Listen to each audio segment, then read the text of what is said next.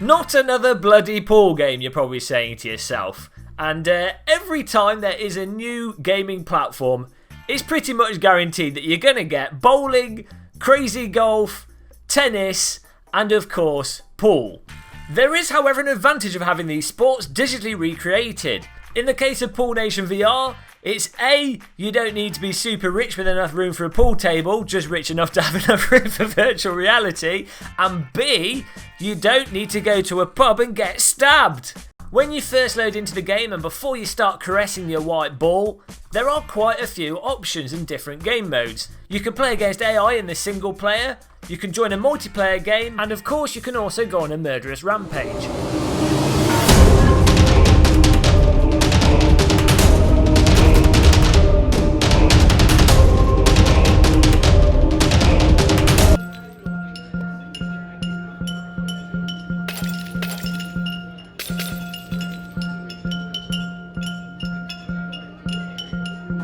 Looking at the core mechanics of how you actually touch your balls, I wouldn't say it's perfect, but at the same time I would say it's a huge advancement on any other pool game that I've played in digital form.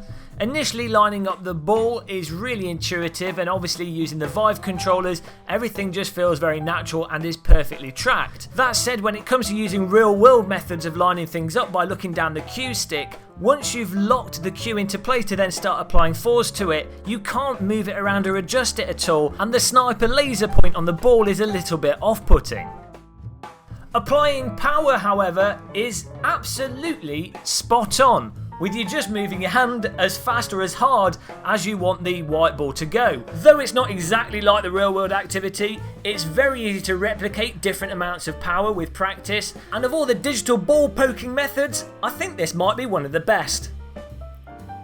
Taking a look at the ball physics, I'm sure professional ball manipulators would notice differences, but from my perspective, the balls seem to bounce off the cushions and each other, just as you would expect in the real world, or at worst in a way that's predictable and that lets you enjoy the game.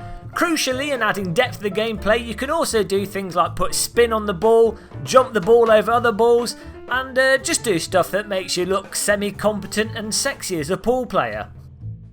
When it comes to the VR implementation, menus are really nice to interact with and clear to read, and though there are a lot of buttons and at first it's a little bit confusing as to what button does what and which hand you should pick to do things, after half an hour or so of playing the game it all starts to click and feels quite natural.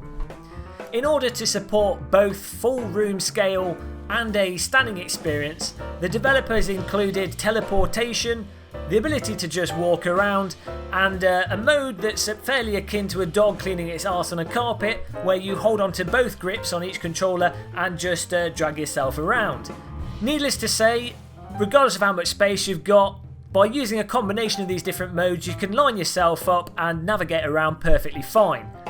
In terms of VR comfort, I would give this game a 10 out of 10, but the dog drag arse human canoe mode will probably make even those with the strongest stomach a little bit queasy.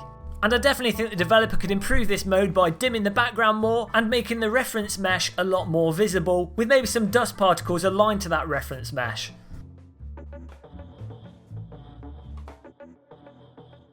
Visually, and in terms of performance, the game runs well whilst also looking really nice. As an immersive virtual environment, it does a good job of drawing you in, and you do generally feel like you're in some kind of stinky, pretending to be posh pool hall. In terms of raw comfort though, if you're playing for more than an hour, the high contrast lighting and general nature of a pool hall is a little bit grating, and I think it would be nice if they did a sort of comfort environment with a little bit less contrast in the lighting.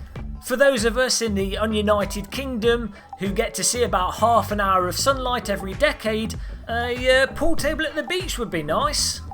Moving on from the graphics to the sound, they've done a fantastic job of ambient noises, the music, and just the sound effects for when you hit the balls. It gives that really satisfying feedback that makes it just rewarding to play at a basic level. There are some interesting choices in the sound effects, like the Jamaican band that seems to follow you around every time you teleport, which I hope they put in a different sound effect for that because it's somewhat off-putting. But overall, this sound is absolutely superb. One of the aspects of the sound that really caught me off as being particularly well done is in multiplayer the voice over IP, which just works immediately without any fiddling, allowing you to just talk with the person you're playing with as if you were right there with them. Nicely, the developers also put a echo on the voices that corresponds to the size of the space that you're in, which again does a fantastic job of just drawing you into the virtual reality world of Pool Nation VR. If you follow me, if you go over here, I can just teleport over here. If you go all the way over here, yeah, it sounds a lot different. In conclusion, Pool Nation VR is probably one of the most fully fledged and polished VR games at this point in time for the HTC Vive. And though it's not perfect, the developer is listening to user feedback, adding additional content and polishing things up, making the game run better for people with slower systems. Not only is Pool Nation VR a really solid pool game, but it's also just a fantastic social environment to chat to friends and smash bottles on their head. And I've spent quite a bit of money on VR games. I'd like to thank the developers of Pool Nation VR for giving us a copy to review. Hopefully it hasn't affected the review. If you like the review, don't forget to click the subscribe button, like the video, and drop us a comment in the comments section. I will see you in the next video that we do. Until then, goodbye.